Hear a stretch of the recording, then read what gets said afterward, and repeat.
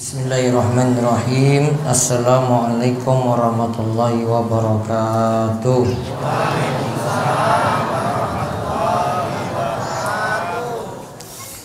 Puji syukur kita panjatkan pada Allah. Walhamdulillah. Wassalatu wassalamu ala ashrafil anbiya wal mursalin. Semoga salawat dan salam senantiasa tercurah pada junjungan kita Nabi besar Nabi Agung Muhammad sallallahu alaihi wasallam. Malam hari ini alhamdulillah Allah berikan kita kesehatan, umur panjang. Kita berada pada malam ke-25 Ramadan. Mugi-mugi malam ini diberkahi. Siapa tahu malam ini adalah malam Lailatul Qadar. Baik, sebelum kula mulai ini takutkan lupa ini. Nanti tolong takmir masjid memperhatikan dengan seksama. Darus Sholihin ini sudah dalam 2 hari menyalurkan zakat mal lewat takmir-takmir masjid, terutama untuk jamaah yang rutin ngaji. Sudah dari hari Selasa itu Rongkop, Giri Subo, Tepus, Tanjung Sari. Rebu tadi Gedang Sari, Ponjong, Semin, Ngawen, Ngelipar. Nah sekarang tersisa 3 hari. Kemis, untuk Kemis besok Patok, Wonosari, Bantul, Palian.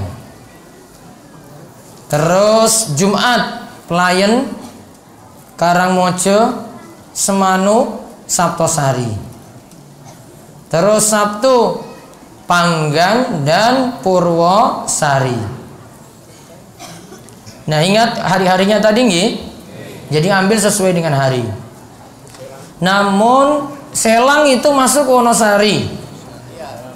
Ya. Yang tugas jenengan apa? Takmir masjid tugasnya nyatet nama-nama yang berhak menerima zakat. Ya, nama-nama yang berhak menerima zakat. 10 jatah tiap masjid. Setelah itu hari yang ditentukan tadi jenengan datang ke Darus Sholihin. Nanti kita cek lagi nih. Nanti ada yang ternyata datanya nggak disetujui, maka ditolak. Nanti ada verifikator yang nanti koordinator yang kuatkan untuk diterima atau tidak. Kalau yang datang itu nggak kenal saya nolak nanti. Datang sini, oh jenengan Pak ngertos kantor napa mboten? Oh berarti belum kenal saya. Oh pulang aja Pak. Itu gampang sekali itu. Ada yang datang ke sini kayak gitu loh Pak. Ya, Mas ini tahu pesantren Darus Sholihin nggak? Oh ya Pak di sana itu nanti. Oh berarti belum pernah ke sini. Ah itu wis genah ora ditompo itu wis. Iya. Oke, kalau ada yang datang terus belum pernah saya kenal gitu, Pak, jenengan kenal saya nggak? Oh kenal, oh ya wes berarti. Nah, nanti kalau dia nggak kenal, oh berarti baru datang di sini, wah itu jelas nggak diterima itu. Nah itu tadi ada tim untuk nyeleksi kemarin kayak Tanjung Sari, Tepus itu ada. Nanti dia seleksi beberapa orang yang datang ke sini, ya. Maka yang belum ambil. Ada beberapa tempat ini kita belum nunjuk jadi koordinator seperti Selang. Nanti Pak Kartijo bisa koordinasi nanti. Karena kemarin baru dapat yang kota. Yang Gari saya kayaknya dengan Karangtengah nanti Pak Muci. Ya, itu ada beberapa tempat kita gabungkan ke daerah lain. Nanti ada yang nyeleksi untuk diterima ataukah tidak. Nah, nanti bawa data ke sini sekalian cap masjid. Nanti akan diberi ya amplop langsung untuk yang datang ke sini takmir atau wakilnya. Nah nanti tinggal dibagikan kepada yang berhak menerima. Kemudian datang sesuai waktu tadi ya, nanti langsung masuk ke tempat seperti biasa, seperti kemarin lagi ngambil buka puasa ya, lagi ngambil buka puasa ambil di situ ya. Paham nih bapak-bapak? Ibu-ibu paham apa mboten Bu? Nanti ada jenengan kenal takmir, takmirnya nggak hadir saat ini, nanti beritahu. Ye, beritahu takmirnya, suruh ngambil sesuai nanti bawa data zakat tadi 10 ya, untuk tiap masjidnya tadi. Nah, itu yang bisa saya sampaikan. Adapun nanti malam Kamis depan karena Idul Fitri libur sekali. Setelah itu malam Kamis berikutnya kita Syawalan Akbar lagi.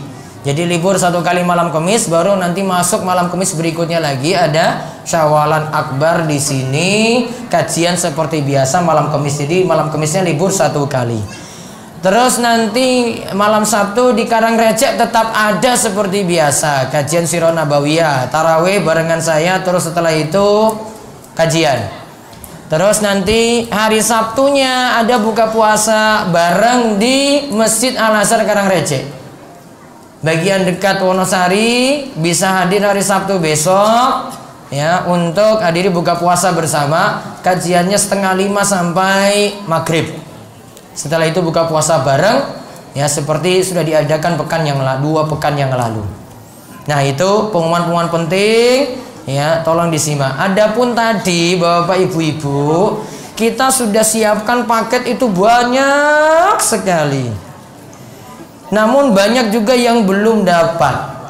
Iya toh? Ada sarung, ada rukoh, itu sudah disiapkan loh, paket itu kita sudah siapkan itu. 1.500 untuk ibu-ibu, terus bapak-bapak itu 500. Kalau kurang ya berarti ya lebih dari 2.000 jamaah malam hari ini. Mungkin 3.000 kali. Iya. Kepiye meneh. Ya apalagi yang banyak ngomong itu mungkin nggak dapat juga itu. Iya oleh. Iya paling. Sudah, mudah-mudahan berikutnya lagi Nji. Insya Allah. Baik, kita lanjut, dibuka buletinnya. Sekarang kita bahas amalan di hari Idul Fitri.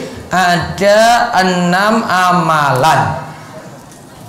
Ya, ada 6 amalan di hari Idul Fitri. Nah, sekarang kita lihat 6 amalan ini. Monggo dibaca. Pertama, disunahkan untuk mandi sebelum berangkat sholat Idul Fitri. Lanjut di bawahnya. Mandi ketika itu disunahkan. Yang menunjukkan anjuran ini adalah athar dari sahabat Nabi, dari Ali bin Abi Thalib radhiyallahu anhu. Seseorang pernah bertanya pada Ali mengenai mandi. Ali menjawab, "Mandilah setiap hari jika kamu mau." Orang tadi berkata, "Bukan, maksudku manakah mandi yang dianjurkan?" Ali menjawab, "Mandi pada hari Jumat, hari Arafah, hari Idul Adha, dan Idul Fitri." Nah, lihat, disuruh mandi berarti mandi Jumat, mandi pada hari Arafah, ini untuk yang orang wukuf di Arafah. Terus mandi pada Idul Adha, mau pergi sholat Idul Adha. Terus mandi pada Idul Fitri untuk sholat Idul Fitri. Hukumnya sunnah. Kenapa sampai dianjurkan atau disunahkan? Dikarenakan ketika itu kumpul orang banyak, biar nggak kecut. Ya, karena kumpul orang banyak. Pas khutbah Jumat, tadi di sholat Jumat, nah ini orang banyak yang hadir. Maka nggak malu-maluin datang. Wah, ini kok ambune orang enak. Wah, kok ini bau ambune kok keringat. Wah, kok ini baunya itu rokok. Wah. Nah itu disunahkan untuk mandi. Terus ada riwayat dari Ibnu Umar. Ada riwayat dari Ibnu Umar radhiyallahu anhuma sebagai berikut, yang artinya dari Nafi, ia berkata bahwa Abdullah bin Umar biasa mandi di hari Idul Fitri sebelum ia berangkat pagi-pagi ke tanah lapang. Imam Nawawi rahimahullah menyatakan bahwa para ulama sepakat akan disunahkannya mandi untuk sholat Id. Terus di bawahnya lagi dikatakan dianjurkan karena saat itu adalah berkumpulnya orang banyak, sama halnya dengan sholat Jumat. Kalau sholat Jumat dianjurkan mandi, maka sholat Id pun sama. Nah, ketika itu berkumpulnya orang banyak. Kalau sholat Jumat dianjurkan mandi, maka sholat Id pun sama. Nah, jadi yang pertama mandi. Mandinya seperti biasa. Kalau mau niatan mandi junub lebih bagus. Artinya mandi besar langsung gitu. Jadi diawali wudhu, terus mandi, guyurkan air ke seluruh badan. Kalau dia cuma bersih-bersih saja, nggak masalah. Yang penting dalam keadaan bersih badan dan keringat ketika melaksanakan sholat Id. Terus yang kedua. Kedua, berhias diri dan memakai pakaian yang terbaik. Berhias diri dan memakai pakaian yang terbaik. Berhias diri ini penampilannya bagus, mukanya ceria, terus badannya wangi, terus pakaiannya bagus apa anyar? Bagus. Anyar plus bagus. Iya. Walaupun cuma dapat lusuran, ya apa-apa. Penting gue. Iya, kalau orang ya wes ora beruntung. Terus ada riwayat. Ada riwayat yang disebutkan dalam Bulughul Maram nomor 533. Diriwayatkan oleh Imam Bukhari bahwa Nabi Shallallahu Alaihi Wasallam memiliki baju khusus di hari Jumat dan di saat beliau menyambut tamu. Nabi SAW itu biasanya punya baju khusus. Kalau layani tamu itu ada bajunya tertentu. Kalau untuk sholat Jumat juga punya baju khusus. Nah, sekarang kita lihat penjelasan di bawahnya lagi. Ada juga riwayat dari Abdullah bin Umar radhiyallahu anhuma. Ia berkata bahwa Umar pernah mengambil jubah berbahan sutra yang dibeli di pasar. Ketika Umar mengambilnya, Rasulullah Shallallahu Alaihi Wasallam datang. Ibnu Umar lantas berkata, "Wahai Rasulullah, belilah pakaian seperti ini, lantas kenakanlah agar engkau bisa berpenampilan bagus saat Id dan menyambut tamu." Rasulullah Shallallahu Alaihi Wasallam lantas berkata, "Innama hadhihi libasu man la khalaqa lahu." Pakaian seperti ini membuat seseorang tidak mendapatkan bagian di akhirat. Nah, kenapa dikatakan tidak mendapatkan bagian di akhirat? Kenapa? Karena pakaiannya sutra. Laki-laki tidak boleh pakai sutra asli. Ya, namun kalau sudah campur dengan bahan-bahan lain beda lagi di sini, atau sutra sintetik beda lagi. Ini sutra asli. Laki-laki nggak boleh, ya, tidak boleh pakai pakaian sutra. Dikatakan inna mahadi libasu man khalaqa lahu. Ini adalah pakaian seperti ini membuat seorang tidak mendapatkan bagian di akhirat. Terus Nabi Shallallahu Alaihi Wasallam tidak mempermasalahkan berpenampilan bagus di hari Idul Fitri. Yang jadi masalah dalam cerita hadis di atas adalah jenis pakaian yang Umar beli yang terbuat dari sutra. Maka kalau laki-laki tidak boleh pakai sutra. Terus juga ada juga riwayat dari Jabir radhiyallahu anhu. Ia berkata, "Kana lin Nabi sallallahu alaihi wasallam jubbatun yalbasuha lil 'idaini wa yaumil jum'ati." Nabi sallallahu alaihi wasallam memiliki jubah khusus yang beliau gunakan untuk Idul Fitri dan Idul Adha, juga untuk digunakan pada hari Jumat. Jadi boleh punya pakaian khusus untuk Idul Fitri, Idul Adha dan hari Jumat. Terus diriwayatkan pula dari Al-Baihaqi dengan sanad yang sahih bahwa Ibnu Umar radhiyallahu anhuma biasa memakai pakaian terbaik di hari Id. Ya, terus aturan berpenampilan menawan di hari Id berlaku bagi pria, sedangkan bagi wanita lebih aman baginya untuk tidak menampakkan kecantikannya di hadapan laki-laki lain. Kecantikan wanita hanya spesial untuk suami. Masya Allah. Kecantikan wanita hanya spesial untuk suami. Paham ibu-ibu? Jadi kalau keluar rumah gak usah ayu-ayu banget. Kalau di depan suami, nah itu baru. Jangan kebalik. Kalau di rumah, ya Allah, hancur lebur. Bercemburan lampu kukus. Pokoknya ambune iki enak banget. Lampu asin. Ambune apa, Pak? Kukus asin. Lampu kukus. Bumbu rupa gitu ya. Macam-macam pokoknya. Sebaliknya di rumah itu yang berpenampilan istimewa. Nanti lipstikan itu di rumah, Bu. Paham Ibu? Iki dua lipstik apa ora ya iki ya? Oh, kapan-kapan bagi lipstik gratis boleh ya itu ya. Wah, mantap tenan itu ya. Nanti tak kasih makeup gratis tenan gitu. Iya. Oh iya, kasih bapak-bapak atau biar pulang kasih istrinya toh? Ah, mantap tenan itu. Nanti jadi program DS berikutnya insya Allah. Biar bapak-bapaknya betah itu di rumah. Nggak usah buruh lagi Bu ya.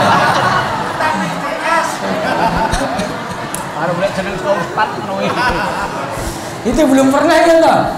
Belum ya? Oh iya, nanti berikutnya ya. Insya Allah. Oh ya, nggak punya bojo nggak usah kasih. Iya, jelas. Dia mau kayak gitu. Diskriminasi tenan. Delay. Mana ada wong kayak gini? Betul ben orang kelihatan.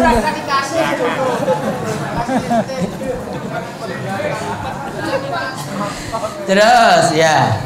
Jadi intinya pakaian yang terbaik boleh disediakan. Harus pakaian baru atau tidak? Oh terserah. Ya, jika punya kemampuannya nggak masalah. Yang penting tidak berlebihan, sesuai dengan kemampuan, nggak nyusah-nyusahkan diri, gitu. Dan ini saya lebih sarankan kalau bapak-bapak untuk anak-anak itu mending jenengan belikan baju dibandingkan belikan mercon. Paham gak ini bapak? Anak iki ditukangi mercon terus. Ya, mendingan jenengan belikan baju dipakai terus toh. Mercon gimana coba? Habis. Langsung teh habis. Berbahaya. Yang manfaat mana coba untuk anak? Baju. Mercon tadi mudorotnya besar. Belum nanti dia kena merconnya gimana, salah main bagaimana, bikin ribut lagi. Ribut nggak? Ya. Ribut. Maka mending itu tadi jenengan itu habiskan uang itu anak dibelikan baju itu. Jadi kalau jenengan memanjakan anak misalnya dia minta mercon, bilang, "Le, ini nggak akan dibeli. Pokoknya bapak cuma mau beri ya pakaian saja." Gitu aja. Gantikan gitu loh. Mercon tadi diganti baju. Jangan manjakan dengan mercon terus. Nangis men. Ngeyel kok ini. Ini kok malah simbae yang ngeyel gitu loh. Ini simbae sek ngeyel gitu loh. Sing ngeyel bae. Iya. Dan diingatkan juga, ini warung-warung ini, ya, yang punya warung itu kalau bisa tidak jual mercon. Untung soalnya, kalau saya mau bilang hukumnya, toh, saya mau simpulkan hukumnya haram. Kalau mau bilang, jangan tanyakan fatwanya ke saya, haram jual. Saya terangkan itu. Katanya tadi anak tumbas ke ini, jenengan larang pembeli jual tapi nanti mau beli juga. Oh sami awon berarti. Putune. Mana manfaatnya coba? Mudarat saja. Belum lagi jual yang merconnya yang suaranya seru sekali. Ganggu lagi. Ada orang yang sakit, ada yang jantungan, ada yang butuh istirahat. Ada yang sholat lagi, ribut aja di luar.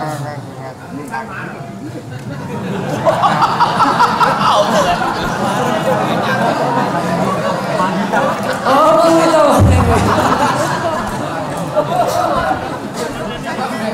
Paham gak apa Ji? Mending belikan baju dibandingkan belikan apa? Nah itu, nanti dipikir di rumah. Jadi senangkan anak kayak gitu. Terus makan sebelum sholat Idul Fitri. Dari Abdullah bin Buraidah dari ayahnya ia berkata, "Kana Rasulullah sallallahu alaihi wasallam la yaghdu yaumal fitri hatta ya'kula wa la ya'kula yaumal adha hatta yarji'a fa ya'kula min udhiyatihi Rasulullah Shallallahu Alaihi Wasallam biasa berangkat sholat Id pada hari Idul Fitri dan sebelumnya beliau makan terlebih dahulu. Sedangkan pada hari Idul Adha beliau tidak makan lebih dulu kecuali setelah pulang dari sholat Id baru beliau menyantap hasil kurbannya. Nah lihat, kalau Idul Fitri Rasulullah SAW biasanya makan pagi-pagi dulu. Sudah siap-siap mau pergi berangkat. Apa mau nyantap apa ini? Pagi paling mungkin apa? Kurma ada nggak kurma? Ada. Kurma di Newing ini masih ada nggak? Misalnya ada, wes dibagi ya wes. Nah kurma atau teh misalnya, wedang teh, ya. Ada saja yang disantap gitu loh. Mau berangkat ke lapangan. Kenapa kita santap sarapan sebelum berangkat ke lapangan? Biar hari 1 Syawal tadi tidak dianggap puasa lagi. Ya, tidak dianggap lagi apa? Puasa. Coba lihat keterangan di bawahnya lagi. Untuk sholat Idul Fitri disunahkan untuk makan sebelum keluar rumah dikarenakan adanya larangan berpuasa pada hari tersebut dan sebagai pertanda pula bahwa hari tersebut tidak lagi berpuasa. Nah, terus Ibnu Hajar rahimahullah dalam Al-Fath menyatakan bahwa diperintahkan makan sebelum sholat Idul Fitri adalah supaya tidak disangka lagi ada tambahan puasa. Juga maksudnya adalah dalam rangka bersegera melakukan perintah Allah. Nah, biar tidak disangka lagi ada puasa pada hari tersebut. Terus dari Anas bin Malik. Dari Anas bin Malik radhiyallahu anhu ia berkata, "Kana Rasulullah sallallahu alaihi wasallam la yaghdu yaumal fitri hatta ya'kula tamaratin wa ya'kuluhunna withran." Rasulullah sallallahu alaihi wasallam tidaklah keluar pada hari Idul Fitri ke tempat sholat sampai beliau makan beberapa kurma terlebih dahulu. Beliau memakannya dengan jumlah yang ganjil. Nah, makan dengan jumlah yang ganjil. Kalau ada kurma 1, 3, 5 gitu. Kalau tidak mendapati kurma, ada di bawahnya. Kalau tidak mendapati kurma, boleh makan makanan halal lainnya. Nah, makan yang lainnya. Apa berarti? Nasi, ya mungkin sudah siap opor ayam gitu. Wah, enak sekali, Masya Allah. Dan ini jadi tanda Bapak Ibu sekalian, 1 Syawal Idul Fitri itu tanda kita kembali tidak puasa. Jadi 1 Syawal itu tanda hari tersebut kita tidak puasa. Puasa yang lamanya sudah dilakukan sebulan penuh, maka untuk 1 Syawal jadi buka puasa besar. Jadi buka puasa besar. Sudah jadi tanda nih, hari itu tidak lagi puasa. Maka 1 Syawal tidak boleh puasa, haram untuk puasa. Itu buka puasa besarnya. Maka apa yang kita rayakan pada hari raya Idul Fitri? Makan-makan. Jadi sebenarnya Idul Fitri itu bukan hari nangis-nangis. Kadang ketemu saudara, sedulur, jaluk maaf, tetangga gitu. Sebenarnya Idul Fitri itu bukan hari nangis-nangis. Saya nggak setuju. Nggak mau saya. Ini hari senang-senang kita pokoknya. Nggak bisa diubah jadi hari berduka cita nasional, nggak bisa. Itu nggak bisa diubah kayak begitu. Itu cuma ada di Indonesia saja. Jadi nangis-nangis yang ada itu cuma ada di Indonesia. Di Arab itu senang-senang itu. Maka kalau di masa Nabi SAW mereka itu seperti punya kebiasaan-kebiasaan, ada yang bersenang-senang ketika itu main rebana. Kalau di masa silam itu ada, namun cuma di waktu tertentu saja. Menunjukkan bahwa hari itu hari sukacita, senang-senang. Ada yang mau pergi rekreasi, ada yang pergi kemana itu boleh. Kok hari sukacitanya dia kok, karena sesasi penuh sudah berpuasa, beban beratnya itu sudah hilang pada 1 Syawal, dia silakan untuk senang-senang. Jadi kalau jenengan nanya misalnya, Ustadz, hari Idul Fitri itu apakah dihususkan maaf-maafan? Enggak juga. Kalau saya nggak mau khususkan. nggak khususkan untuk maaf-maafan. Ya, itu cuma kebiasaan uang Indonesia. Pernah nih. Cuma uang Indonesia saja. Dan saya itu baru rasakan itu pas di sini, pas di Jawa. Kalau di Papua itu masya Allah itu jalan-jalan cari makan pokoknya. Keliling semua rumah yang ada satu desa. Apalagi kalau tahu di situ ada duitnya gitu. Datang ke rumah itu, wah ini jenis 10.000, wah datang langsung itu, kenal atau enggak pokoknya datang. Ya. Kalau cuma dikasih minum aja nggak mau, ya, mata duitan. Datang rumah sana, itu dikasih 10.000 gitu, datang bertamu, Pak selamat Idul Fitri. Nah habis itu tunggu apa istilahnya uang apa? Bukan fitrah apa? Angpau apa ya? Wong Cina itu sebut itu ya. Nah. Jadi dikasih itu tiap orang yang datang. Ya namanya saya senang-senang, boleh-boleh saja. Boleh-boleh saja seperti itu, tidak ada masalah. Kalau di sini tradisinya lain. Ini bukan halal bihalal, jadi kunjungi semua rumah yang ada. Kalau Indonesia Timur seperti itu biasanya. Jadi makan terus. Terus yang keempat bertakbir. Keempat, bertakbir dari rumah menuju tempat sholat. Ketika puasa Ramadan telah sempurna, kita diperintahkan untuk mensyukurinya dengan memperbanyak takbir. Allah Ta'ala berfirman, walitukmilul iddata walitukabbirullaha ala ma hadakum wa la'allakum tashkurun.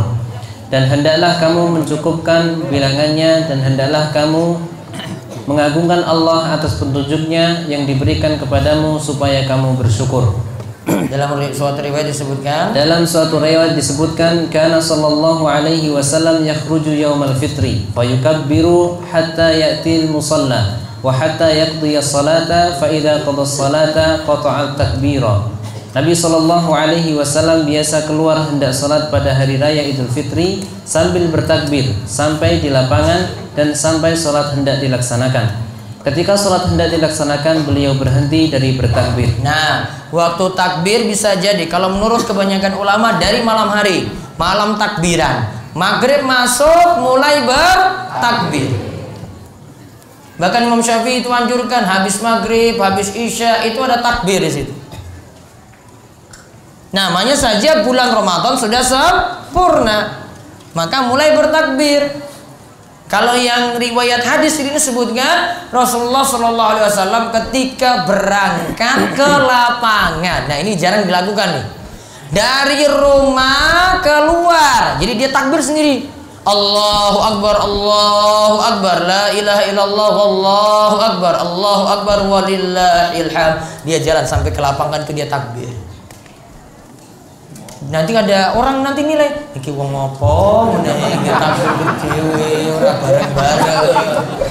Ya itu karena nggak ngaji, nggak tahu, nggak paham. Iki yang benar loh ini. Ya.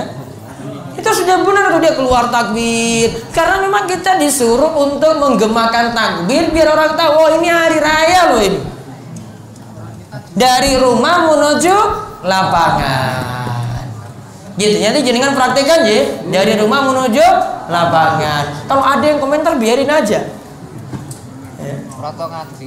Komentar orang tahu ngaji komentar, orang tahu neng masjid komentar meneh. Wah, nggak usah ikut komentar orang, cuek aja pokoknya kalau zaman ini. Mau komentar apa kayak ini sudah ikuti dalil kok. Yang komentar orang posong meneh, wah jelas orang. Terus sekarang lihat cara takbirnya. Ibnu Syihab Az-Zuhri menyatakan bahwa kaum muslimin ketika itu keluar dari rumah mereka sambil bertakbir hingga imam hadir. Nah, terus namun kalau kita lihat dari keumuman ayat surat Al-Baqarah ayat 185 yang menunjukkan perintah bertakbir itu dimulai sejak bulan Ramadan sudah berakhir.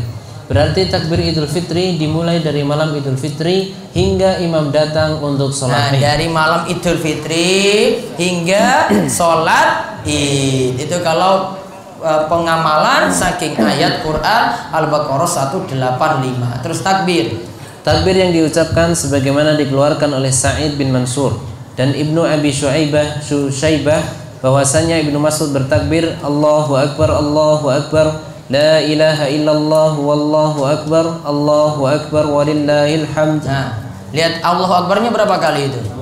Dua yang awal. Terus ada keterangan di bawahnya lagi. Kalau lafaz Di atas takbir Allahu Akbar ditemukan sebanyak 2 kali. Dalam riwayat Ibnu Abi Syaibah pula disebutkan dengan sanad yang sama dengan penyebutan 3 kali takbir. Nah, maka 2 kali takbir boleh, 3 kali takbir juga boleh. Jangan protes. Ini kadang ada masalah sepele kayak gini jadi ribut itu di warga. Ada yang 2, terus ada yang mau 3, tukaran sak masjid. Wah Pak, itu yang benar itu cuma 2 saja. Masa cuma 2 dan 3 aja 2 kali takbir, padahal cuma lafaz biasa lagi. Itu sudah jadi tukaran itu, ribut saja. Masalah sepele loh itu. Mau 2 boleh, mau 3 juga boleh. Terserah yang mana. Kalau mau kompak ya sudah sepakat ya semuanya 2 aja ya sudah semuanya 2. Oh ini sepakat 3 ya wes 3, wes bareng. Kan kompak. Daripada sendiri-sendiri gitu. Terus artinya di sini 2 atau 3 kali takbir sama-sama boleh. Nah, sama-sama boleh. Terus Syekhul Islam menerangkan bahwa jika seseorang mengucapkan Allahu Akbar, Allahu Akbar, Allahu Akbar, itu juga diperbolehkan. Cuma Allahu Akbar saja. Allahu Akbar, Allahu Akbar, Allahu Akbar, Allahu Akbar, Allahu Akbar. Gitu aja terus. Boleh. Terus disyariatkan bertakbir dilakukan oleh setiap orang dengan menjaharkan, mengeraskan bacaan takbir. Ini berdasarkan kesepakatan 4 ulama madhab. Jadi dijaharkan itu yang dianjurkan. Kalau ibu-ibu liris saja, tapi kalau bapak-bapak dijaharkan. Nah, dijaharkan ini tidak perlu macam-macam. Ya, mau pakai rebana, mau pakai apa lagi? Alat musik apa? Biasanya itu. Drum band, apa lagi? Beduk, apa lagi? Botol aqua juga ada. Wah, mau macam-macam, nggak perlu sederhana saja. Kita baca cuma sederhana saja. Allahu Akbar, Allahu Akbar, la ilaha illallah, Allahu Akbar, Allahu Akbar, walillahil hamd. Sudah dapat pahala itu. Ngapain repot-repot pakai tenaga? Ngapain repot-repot pakai keliling-keliling suara besar, pakai alat musik semuanya turun. Sound system, tua-tua semuanya keluar itu. Pakai mobil pick up. Terus keliling, iya tak? Ya. Terus sudah kayak begitu, ora sholat ngisa, terus begadang sampai malam, ora sholat subuh. Kuilu. Wah, ada yang sudah sholat id loh, itu ada. Herannya gitu itu loh. Malam itu tenaganya semua habis itu. Ayo takbir gitu. Nah, berkeliling sampai jam 2 malam. Ya, sholat subuh. Mau agungkan Allah di mana coba itu? Katanya Allah Maha tahu. Ya Allah tahu kamu nggak sholat. Itu biasa aja, jenengan biasa aja ya. Ini di masjid ini suara keluar gitu misalnya. Biasa aja kayak gitu, nggak macam-macam. Wah, itu sudah dapat pahala itu. Gua pakai acara-acara tertentu, ritual-ritual tertentu, sudah itu selesai itu. Sudah dapat pahala. Terus sekarang yang kelima, saling mengucapkan selamat disebut at-tahni'ah. Termasuk sunnah yang baik yang bisa dilakukan di hari Idul Fitri adalah saling mengucapkan selamat. Selamat di sini baiknya dalam bentuk doa seperti dengan ucapan taqabbalallahu minna wa minkum. Semoga Allah menerima amalan kami dan kalian. Ucapan seperti itu sudah dikenal di masa salaf dahulu. Nah, lihat riwayatnya dari Jubair. Dari Jubair bin Nufair, ia berkata bahwa jika para sahabat Rasulullah SAW berjumpa dengan hari Id, Idul Fitri atau Idul Adha, satu sama lain saling mengucapkan taqabbalallahu minna wa minkum. Semoga Allah menerima amalku dan amal kalian. Nah, lihat, kalau bertemu pada hari raya baik Idul Fitri dan Idul Adha, ucapkan apa? Doa. Apa doanya? Taqabbalallahu minna wa minkum. Semoga Allah menerima amal kami dan amal kalian gitu. Artinya doa supaya amalan-amalan di Ramadan itu diterima.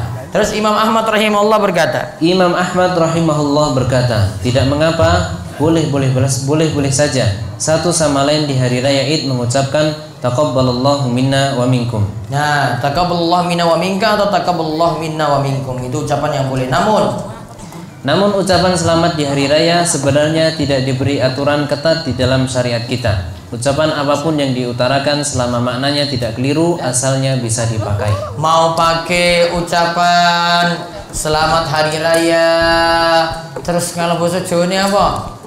Sugeng Riyadi, mau pakai minal aidin wal faizin, boleh-boleh saja. Namun kadang itu kita itu salah kaprah. Minal aidin wal faizin artinya apa? Pak, minal aidin wal faizin artinya apa? Nggak tahu. Apa? Biasanya di iklan terus apa? Minal aidin wal faizin yang isore apa lagi? Nah, kue dihapusi kue iklan itu. Salam-salaman. Kan ada tuh kalau minal aidin wal faizin di bawahnya apa? Mohon maaf lahir dan batin. Wah, itu iklan-iklan itu terlalu ngawur itu, dikira itu orang itu artinya yang bagian bawah. Itu bukan artinya. Minal aidin itu kembali. Kita itu telah kembali dan raih kemenangan itu. Yang mudah-mudahan kembali jadi lebih baik. Orang kembali rusak meneh. Dulu malah sholat, Ramadan rajin sholat, balik meneh malah sholat. Ya. Jadi makna yang bagus ya, kembali jadi lebih baik. Ya, gitu. Terus sekarang yang keenam, melewati jalan pergi dan pulang yang berbeda. Dari Jabir radhiyallahu anhu ia berkata, bahwa Nabi Shallallahu Alaihi Wasallam ketika berada di hari Id ingin pergi ke tempat sholat, beliau membedakan jalan antara pergi dan pulang. Nah, gampangannya itu kalau jalan kayak gini nih, lewat sebelah barat, pulangnya ke timur. Namun kalau jalannya ya gerkui, ya sudah gimana lagi? Mau putar-putar mana coba?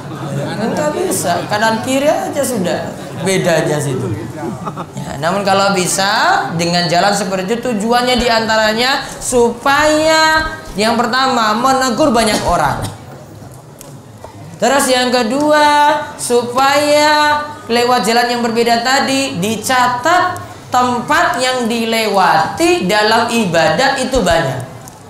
Karena dalam ayat disebutkan yauma idzin tuhadditsu akhbar. Pada hari ini yaitu hari kiamat, bumi akan bicarakan apa yang ia lihat. Oh, dia lihat si A ini pergi ketika itu lewat ini, pulangnya lewat ini. Oh, berarti tempat yang dilihat itu makin banyak. Dan untuk sholat Id, berapa rakaat sholat Idul Fitri? 2 rakaat. Dan nanti ada 7 takbir tambahan untuk rakaat pertama, ada 5 kali takbir tambahan untuk rakaat kedua. Kalau untuk 7 takbir tambahan, kita takbiratul ihram dulu. Allahu Akbar. Langsung baca doa iftitah. Allahumma ba'id baini wa baina khotoyaya kama ba'adta bainal masyriqi wal maghrib, dan seterusnya. Setelah itu baru takbir tambahan. Berapa kali tadi? 7 kali. Allahu Akbar. Setelah itu nanti mau takbir keduanya ya. Nah, mau ke takbir kedua, baca zikir. Zikirnya terserah. Biasanya kita itu baca subhanallah walhamdulillah wala ilaha illallah wallahu akbar. Terus takbir malih. Allahu Akbar. Sampai 7 kali takbir. Setelah itu baca ta'awud, setelah itu baca bismillah, setelah itu al-fatihah. Di rakaat pertama dianjurkan baca surat Sabbihisma rabbikal a'la. Terus lanjutkan rakaat pertama sampai sujud kedua, langsung bangkit ke rakaat kedua. Rakaat kedua tadi ada 5 kali takbir tambahan. Kita bangkit dulu dari sujud. Untuk takbir kedua berdiri. Allahu Akbar, takbirnya 1. Setelah itu hitung lagi 5 takbir tambahan. Tambah yang 1 tadi jadi 6. Ya, jadi takbir lagi seperti tadi, seperti rakaat pertama. Allahu Akbar. Subhanallah walhamdulillah wa la ilaha illallah wallahu akbar. Allahu Akbar. Subhanallah walhamdulillah wa la ilaha illallah wallahu akbar. Setelah itu lanjut sampai 5 kali takbir, terus baca Al-Fatihah, terus baca surat Hal Ataka Haditsul Ghasyiyah. Itu kalau bisa imamnya hafal. Setelah itu lakukan rakaat kedua, yang lainnya seperti biasa. Setelah sholat 2 rakaat tadi, imam kemudian berkhutbah. Mau dengan khotib berbeda juga bisa, namun dari dulu biasanya yang jadi imam itu jadi khotib lagi. Nah, khotib Id dia bagusnya memilih 2 kali khutbah.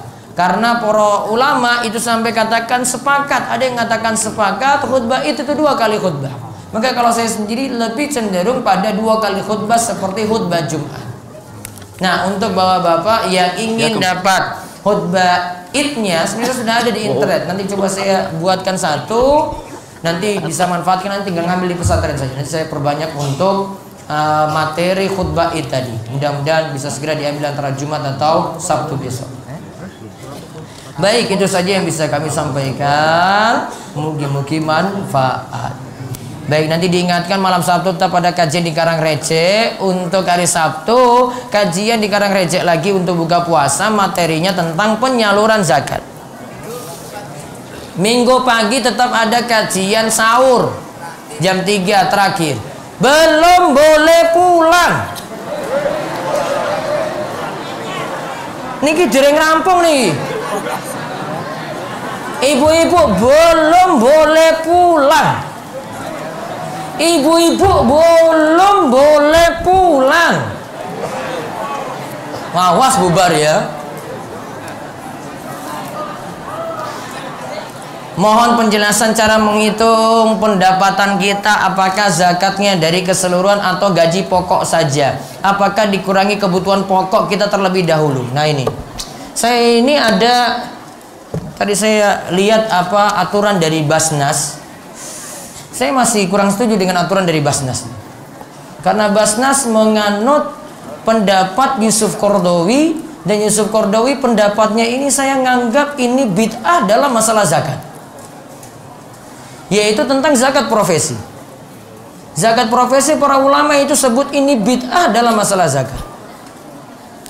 Yusuf Qaradawi berpendapat bahwa zakat itu ada kaitannya dengan harta simpanan, ada kaitannya dengan penghasilan. Penghasilan nantinya zakatnya dianggap seperti hasil pertanian, setiap kali panen nanti keluarkan. Basnas itu putuskan nisabnya itu 5,2 juta gitu. Berarti nanti ASN itu nanti yang kena zakat 5,2 juta akan dilayani setiap bulan untuk diambil zakatnya tadi. Namun saya kurang setuju. Kurang setuju gimana? Apa yang jadi istihad Yusuf Qaradawi ini pendapat ulama belakangan dan tidak dianut dari masa Nabi SAW, para sahabat dan masa selanjutnya. Maka saya katakan tadi ini bid'ah modern dalam masalah zakat. Yang tepat apa? Zakat itu Nabi SAW suruh keluarkan di luar kebutuhan pokok. Aparatur negara dapat gaji langsung, kebutuhan pokoknya masih ada. Ini bukan zakat pertanian.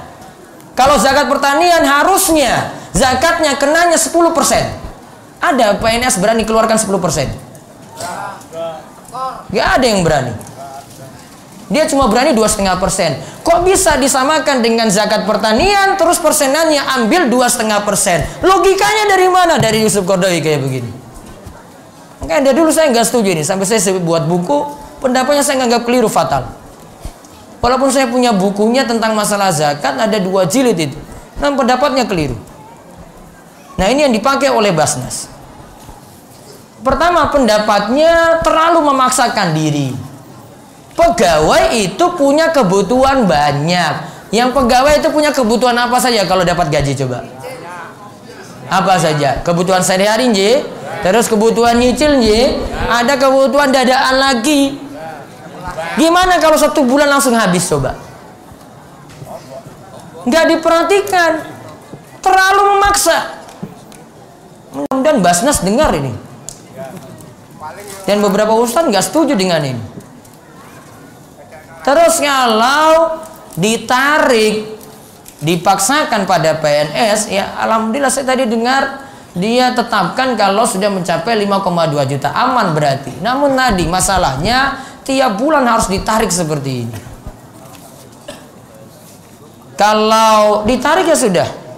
Saran saya jadikan itu sodako, nanti setiap tahun keluarkan lagi 2,5%. Itu lebih aman. Adapun kalau dikatakan nanti zakat ini dipakai untuk pembangunan infrastruktur, Basnas sudah klarifikasi itu tidak untuk pembangunan infrastruktur.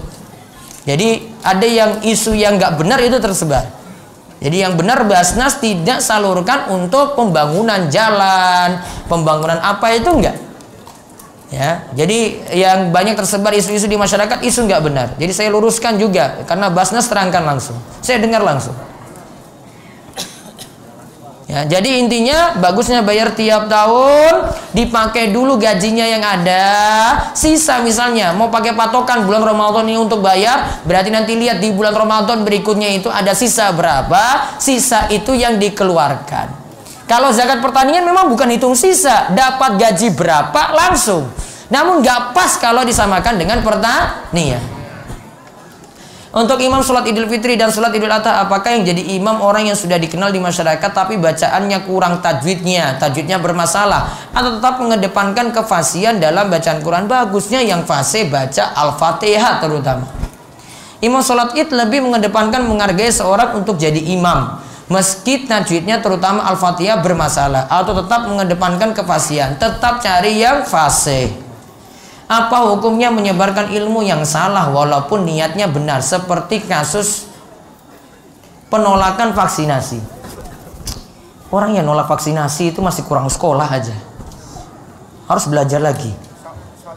Jadi kalau ada yang di Gunung Kidul menyebarkan isu nggak benar tentang vaksinasi, kurang info. Sinau dulu baru nyebar info. Kapan-kapan pengen debat lah, kita duduk satu majelis gitu, debat dengan dia gitu, biar mau tahu keilmuannya bagaimana gitu loh, dia paham vaksin dari sisi apa. Saya ingin bertanya tapi di luar tema, bagaimana hukum USG kehamilan? Mungkin ini aja Ustadz, USG kehamilan boleh atau tidak? Boleh, boleh saja. Apa masalahnya juga? Hah? Bayinya, walaupun ini mungkin dalam masalah kelahiran itu dalam perkara goib, namun juga kan alat tadi tidak mendeteksi semua, cuma tahu oh ini dari bentuk bisa tahu oh ini laki-laki, ini perempuan, oh ini sehat gitu, posisi bayinya bagaimana, kepalanya itu bagaimana gitu, bukan untuk memastikan nanti rizkinya bagaimana ya, terus nanti hidup atau tidak begitu. Dia nggak pastikan kayak gitu, dia nggak pastikan kayak tadi. Dia cuma pastikan saja yang nampak gitu. Bagaimana kalau sholat Id takbirnya kurang atau lebih? Boleh-boleh saja, tidak masalah. Bolehkah membagikan zakat mal sendiri tanpa harus lewat panitia masjid? Boleh, boleh saja. Cari sedulur dekat. Itu yang lebih utama daripada orang jauh. Cari yang ada. Oh ini orang Palian nih, dia ambil harta di Palian, maka salurkan di Palian juga. Cari sedulurnya yang paling dekat. Selang salurkan di Selang, Warak salurkan di Warak gitu. Apa? Sumber. Ya ada orang sugihnya nggak di sana? Ada. Ambil harta dari situ, kembalikan di situ juga. Bagaimana kita tahu kita mendapatkan Lailatul Qadar? Ya wes banyak ibadah saja, nggak usah cari tahu jenengan dapat atau enggak. Nggak ada tanda khusus loh. Nanti dapat Lailatul Qadar wajahnya jadi putih, berseri, bersinar, ceria, nggak ada. Yang irengnya tetap ireng ya, tuh. Nggak ada berubah-berubah apa-apa. Tandanya pun nanti baru muncul pagi.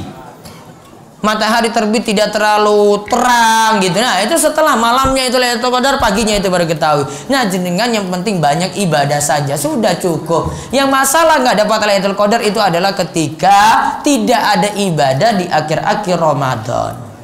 Puasa di bulan Ramadan disempurnakan setelah membayar zakat. Apakah seorang yang berpuasa lalu tidak bisa membayar zakat, puasanya tidak sempurna?